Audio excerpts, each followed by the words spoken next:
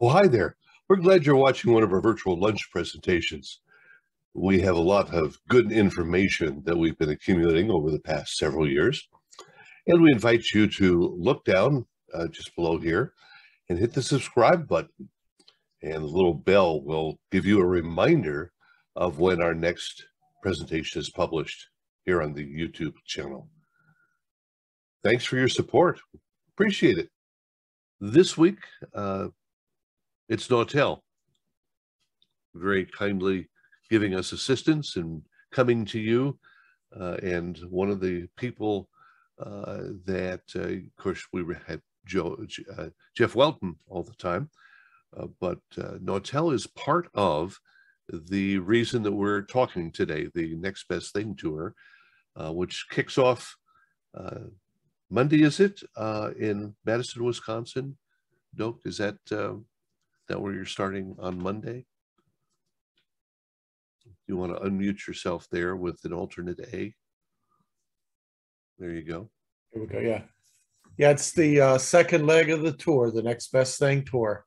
First leg was in May and kick off next week in beautiful Madison and Appleton, Eau Claire, Minneapolis, and then the next week, a couple more stops too.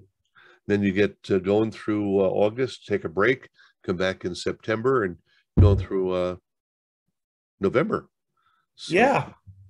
Yeah, spaced it out this year. There's 50 events this year. Last year, those Road Warriors did 70 events around the country. And yeah, July the 18th through the 29th, and then August 15th and for a leg, and September 19th for two legs, and like I say, October, November. We'll talk about that a bit.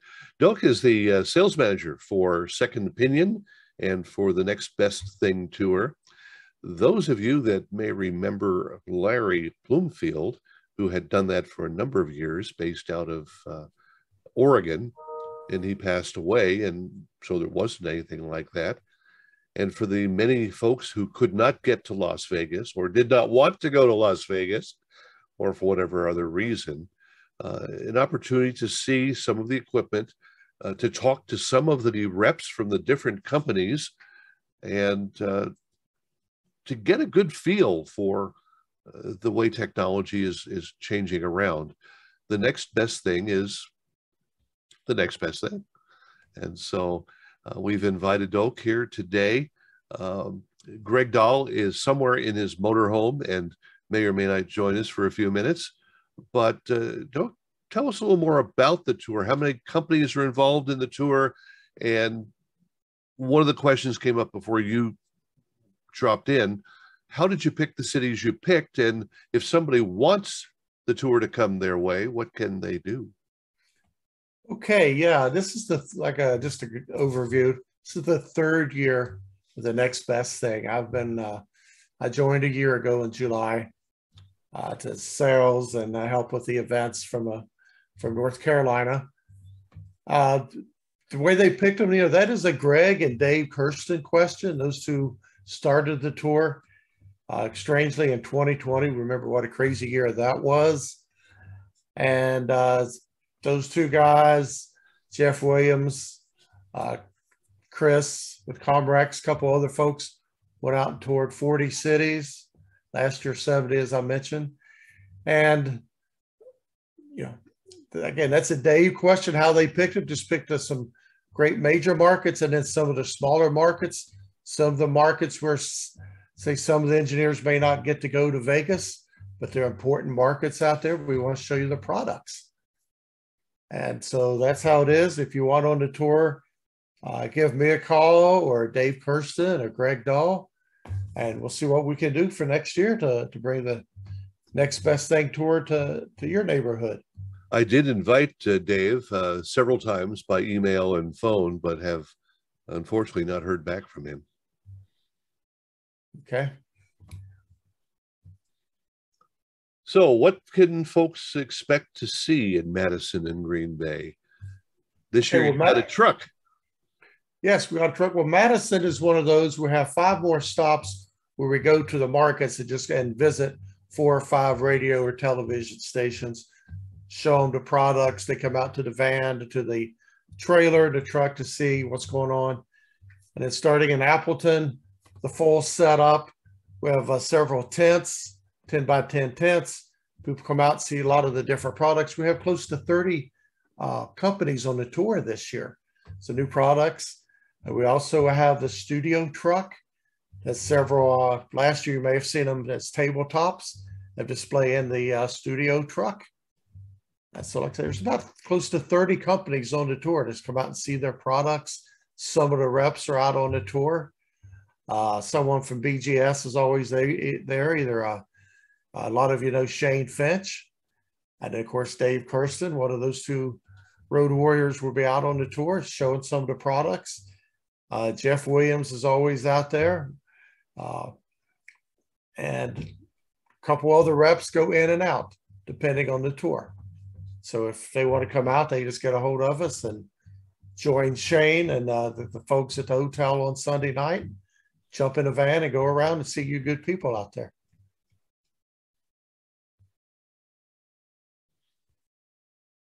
It's a shame that you don't have any pictures for us. Yeah, sorry about that. I didn't do that. I've got a picture here somewhere. I'm looking for it as we talk of the truck, because I thought it was very nice that you guys were able to put that together. And oh, here it is. Yeah, it's about 25 foot long, 8 foot wide. Got the racks down the sides, and at the end, a lot of displays on there. Some of the companies have monitors with their loops going about their products. There you go. It's like Dave and Jeff, Greg, and Erica, I believe. Uh-huh. That's the back of the truck. So that's the side view there. You have a little studio built into it, I saw, and several racks of equipment. And I think I saw about a half a dozen or so screens that could be showing different. Oh, here's Greg coming in. Some half dozen screens that could show different products and demonstrations. Yeah, a lot of companies will send monitors that have a loop in the monitor going around showing their products, and their brochures or business cards are by the display. Some of the companies will send some of their products. And there's some companies that buy the tents or half tents to have their full display outside on under the tents. Mm-hmm. So it's a good variety of companies. Do you have a number of companies involved here? Yeah, there's, I believe it's right at 29 companies total this year. Last year we had 12, so it's 29 companies. I know Nautel's involved, and from the picture, you could see that Henry Engineering was there, Broadcast Bionics, Innovonics, a lot of names that we know, some names we don't know, some names of folks that want to meet the broadcasters for the first time. Yeah, I mean, we have what we call the Wirecad Lounge. I know a lot of you use Wirecad products. Mm-hmm. So they have a display and have what we call the Wirecad Lounge, where when you're at the event, we have some tables and chairs set up. After you go through, come over and hang out in the lounge and relax and network and all of that good stuff. But yeah, a lot of new companies out there, you know, Xperi and a lot of people. And also when you come to the event, be sure to register Mayat. Mayat has a $50 gift card at every event.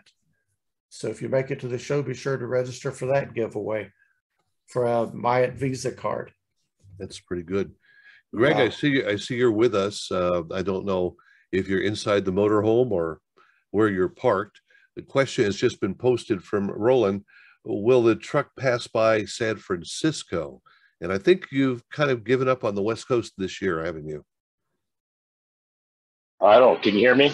Yep, sure can. Okay. I am in the motorhome, but we haven't given up exactly on the West Coast. It just we were down in the Southwest beginning back in May, but for scheduling and reducing.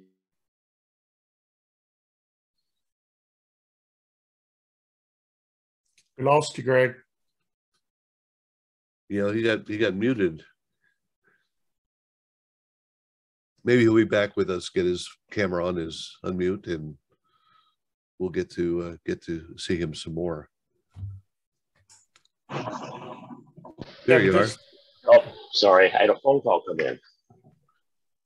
We got you. So I don't know how much of that you heard. Well, you mentioned that you had been down to the Southwest here, and that this particular year you were bypassing the West Coast for some new locations. Yeah, some newer locations, and we, went from 70 down to 50 locations this year. So unfortunately, mostly the Northwest, we ended up having to sacrifice the areas that we're going to go there. But I'm hoping we will make that up for that next year with it. And anybody that makes requests like this one here, we will definitely be looking to go in that area when people are requesting. Hey, Greg, Barry asked how you and Dave chose the cities for the tour this year. With a map and a dart.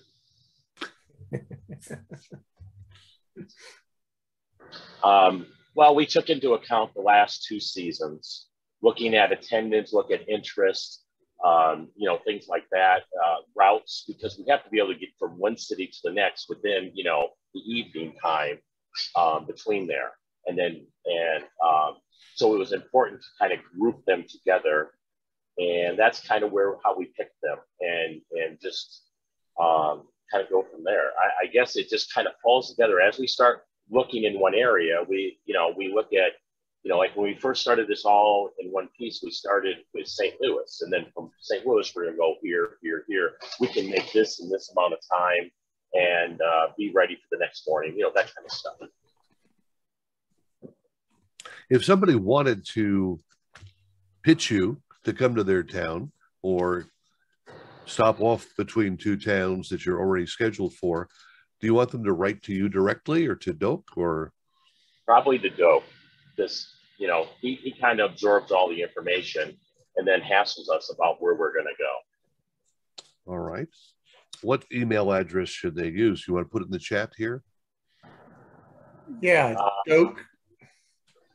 Go ahead. Yeah, okay. Doak Turner. That's DOAK TURNER at SOCintegration.cc.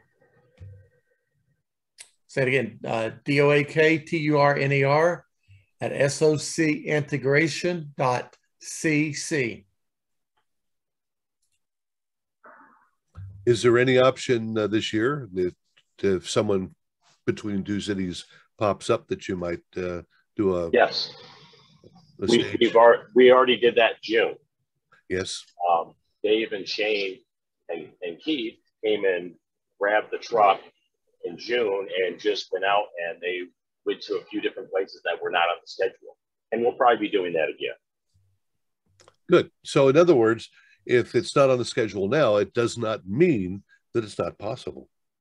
It does fluctuate, yes, because the environment, mainly when we had the COVID issues going on, we had to be flexible, and we've kind of continued that, knowing that if we find out there's an event going on or someone really would like to see us there, we do what we can do as much as possible to get there. That's good. That's good. Any more teasers here that go ahead, Doak. I see a message from Lee. Registration, the great thing is it's free. It doesn't cost you a nickel to attend the event. Right. And we've got the giveaway, right? Yep, the My Visa card giveaway, $50 at each event. Right. Yeah, that's a great price, Lee said. Greg's will set up a tip jar or something. If you want to leave him a tip at the events, you go ahead and do that, Lee, okay? And did we go over how we started all this? Yes. Okay, good. Sorry, I missed it. Is there anyone with us today that's been to one of these displays in the past, and you mentioned that you've seen the idea? Yeah, So I went I think it was last year to the New York one, and guys, I am sorry that you picked the coldest day in the world to be in that parking lot. Please don't judge New York because of that. No one wanted to go out in the cold, but it was good. It was good. I learned some things. I ended up coming back and actually buying some of the products that I've saw there. So I thought it was educational and good. And the burgers weren't bad either. Awesome. Well, it's not the first time we've had the weather cause problems, and it won't be the last time. That's the danger about going out into the environment, outside. But when it's a great day, and then it's really awesome to be all set up and being outside and having a good time with this. Yeah, it was a combination of the cold weather and then everybody having to hit the traffic on the Long Island Expressway, which also was bad that day. Yeah. Well, it's the September 26th this year. We're hitting it a little earlier than they did last year. So September 26th, I believe the SBE chapter said they're going to have their meeting for that event too. Is it going to be in Long Island again or New York? We have Greater New York right now. Okay. What's cold weather? Yeah, I don't know if we have an exact address where we're going to be yet because it's a little far out for us. But when it does, we will be sending out invitations. I had a great time when you guys were in Portland, Maine. I was building a studio back then, and Yellow Tech was there and some other people, and it was really timely because I was in the process of hunting down some stuff. You guys showed up. It was a great exhibit. I won something. I forgot what I won. It might have been a gift card, but it was fun. Come back to Portland, Maine again. Oh, we look forward to it, and it'll probably be the mid next year when we go out there. Let the weather get a little bit better. Avoid the July's a good month. After that, it's just snow and hail. So Yeah, you bet. Go there in July. Don't come to Texas in July.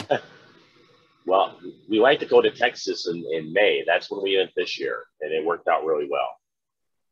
Yeah, I saw that. I'm sorry I missed you guys.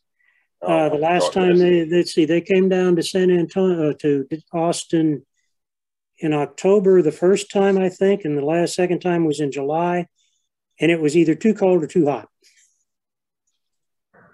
I remember San Antonio being really windy and kind of cold. I was not at the event, but I know we couldn't put up the tents, and we put the tables against the motorhome at the time when we were using it. It was the first season. Was that the event where the camera crew was out recording it, and all of a sudden the tent went flying during their broadcast? No, that was El Paso. Oh, okay. Yeah, we almost killed a reporter with the tent coming down, or seriously injuring one, maybe. But it was surprising, and they got that on tape really well. I was looking for I got a brief video from, I think, Connecticut or the New York one. I don't know which, but haven't been able to locate it. I have too many files. And well, several of the SB chapters are hosting their meetings when we come, and that's really driving attendance and a lot of fellowship, and everyone's really pleased. So, yes, and also to say that this year with our engineering truck, we've got a full operational audio console with equipment in there between the Yellow Tech stuff. Broadcast Bionics, Cinnabonics, Angry Audio. We've got the automation systems running with Enco and DJB and things like that. We've got Comrex in there with a live feed where Chris Crump will be talking to live from his home office, things like that. So this is a new thing. It's interactive, and it's every year we want to bring something new to the tour. We have two console companies, so if anyone's looking at consoles, you come out and check out a couple of the console companies, Forecast and Winstead. A couple antenna companies and a little bit of everyone.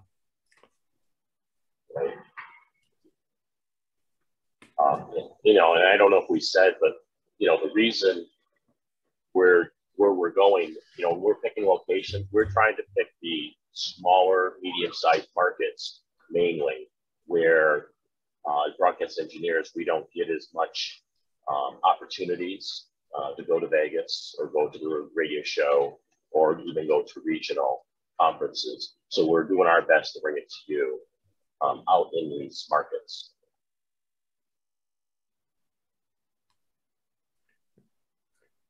Yeah, Barry, some of the attendance, like 25 people came. I think it was Oklahoma City, and 22 to another location on the first leg. We've had, they say, great attendance coming out.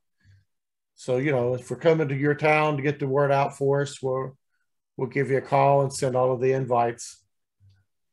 And we'll go from there. It's nbttour.com, and it has the schedule, so you can look ahead to see if we're coming to your town. Or I've had people tell me, I was talking with someone the other day, like, you know, I'm an hour and a half away, but I see where it's going to be, and I'm driving over there. It's worth it.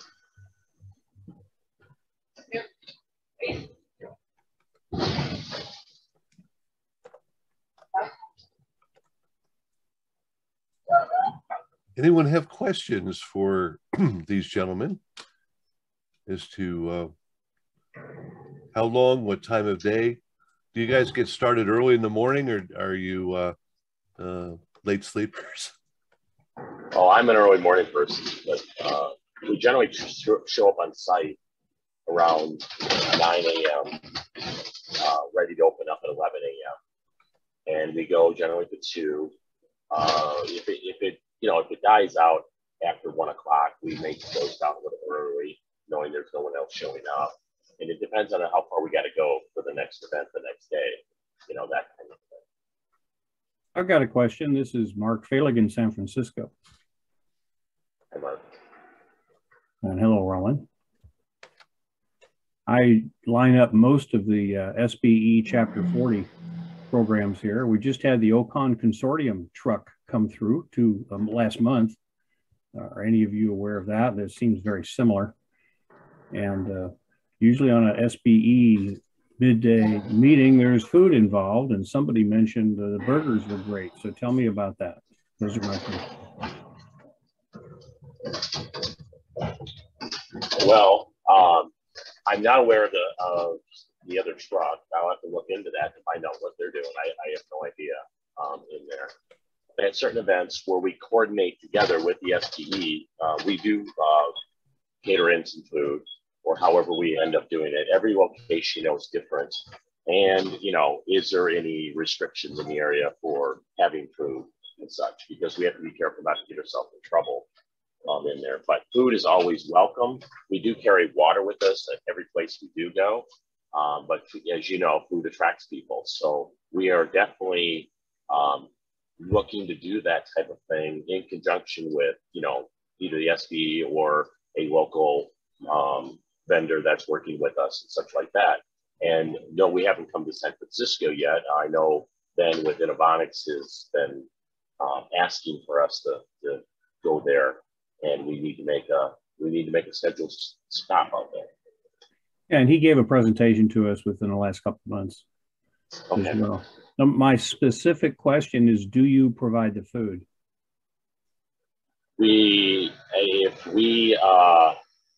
I hesitate to do that because I'm not going to provide food for every single event.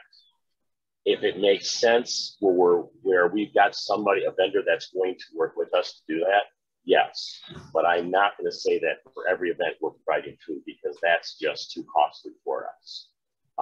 But most times, if it is necessary, we find a way of making that happen. And as you said, and it's true, there are some complications. Some sites you end up having to deal with a concessionaire.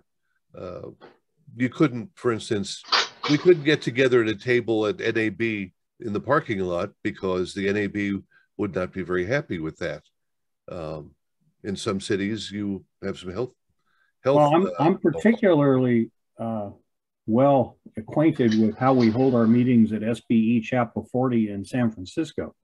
We usually do it at a restaurant with the Ocon truck. We just did it. We did it inside the restaurant. And so I'm not asking an overall question of when this happens wherever. I'm specifically asking for a visit to us, because that will probably gauge the interest and the attendance. It always has. It's just Okay. It's a great response I've got for you, and we'll just take it for that. Thank you. Understood. And I'm not saying no. I'm not saying 100% yes. I'm saying there's a very good possibility we can. It just, I don't want to overcommit and promise something and then all of a sudden there's a problem. Every market is a little bit different in doing it. And if you're accustomed to having food, then we find a way of making that happen. So it's, you know, it's there. Once again, the question is not to contradict local concessionaires or restaurants. The question is, will you pay for it, and what's the budget? Right. And I don't have a budget for paying for food because we don't include that in there. I don't have that kind of budget, but we find a way to do that. Okay. Working Thank with you. people. You know, that can be a real problem budgetarily. Our Tuesday get-together at NAB suffered a lot from that, because once the Riviera ceased to be a place to be, and one year even, as I recall, the resort, the former Hilton, the Westin, they closed the buffet on Tuesday, and we were looking at all the alternatives.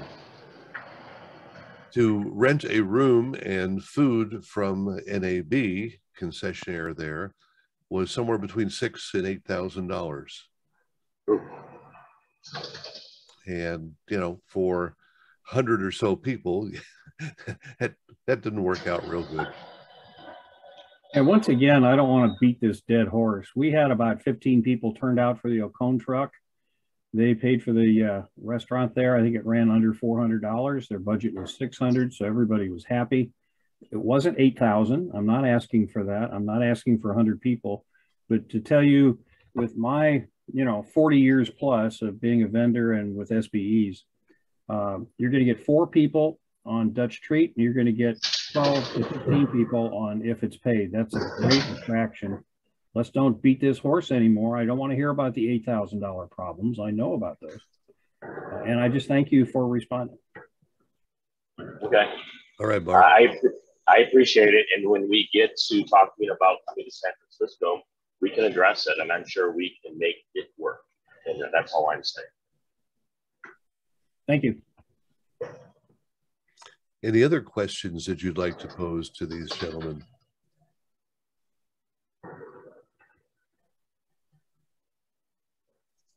I suppose you could request certain companies to join the group. You wouldn't be upset to have more exhibitors. Oh, absolutely. Don't win it, Jeff, with that now. Okay. Absolutely. It's been a great year so far with additional companies. We just want to make this worthwhile and like one of the most memorable events of the year when we come to your town. You're like, I'm looking forward to seeing them next year. Or you go look at the schedule and see your friends in Cincinnati or Pittsburgh or wherever. Say, hey, the next best thing towards coming, it's really worth your while to go. Good, good. And the BDR will have some things there showing where you are and directing people to you. And perhaps, subject to opportunity, we'll maybe have you guys drop in for a few minutes on a Thursday in the future here. Yeah. That'd be awesome. I did have one more question. A couple months ago, so I'm a consultant for Jampro, which is here on the West Coast, and I got a flyer from Sonia saying, "Hey, we ought to do this." And then in a meeting this last Tuesday, I mentioned that to the owner, Alex, and he was unaware of it altogether. So I think there's a disconnect inside of Jampro. My question to you is Sonia or whoever at Jampro involved in this? Are we doing anything? I'm not aware of it. Yeah, you are. Yeah, they bought 2 banners. I'm in touch with Tanya and Alex via email, and I spoke to them on the phone, and they called and said, hey, we're going to send you 2 pop-up banners. So Jampro is part of the sponsorship. So we're already involved, even though Alex on Tuesday told me he'd never heard of this. How's that? I spoke to him. When did you speak to him? I sent him half a dozen emails. When was this? Last month. I sent the invites to him, and I'll follow up with another call to make sure he's getting my emails. Okay. And Tanya, yeah, I send them both the invites. Yeah, no, thanks for that heads up. All right. Yeah, because he's pretty swamped doing a lot of international stuff and everything. And when I mentioned the Ocon truck that came in. Yeah. And of course they stopped by the Sacramento SBE as well, and he was aware of that, but he wasn't. Now again, it's Doak Turner at what? Give me the email, because I'll follow up from the inside here as well. Make sure we're participating. Okay. Yeah. Thank you, Mark. Doak, D-O-A-K, Turner at SOC Integration. There you go. It's on the screen. Okay. .cc. Well, Doak, right. Greg, That's thanks great. so much for being with us today and talking about what you're doing. And as I said, we'll try to keep tabs and see what's going on over the rest of the year. All right, Barry, thank you for having us.